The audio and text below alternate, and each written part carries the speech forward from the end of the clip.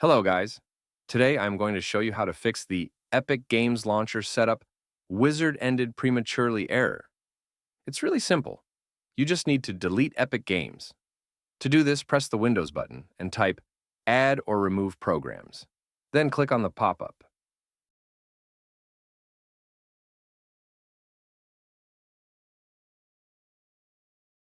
Now find Epic Games Store and uninstall it. Once the uninstallation is complete, go to the Microsoft Store and download Epic Games again.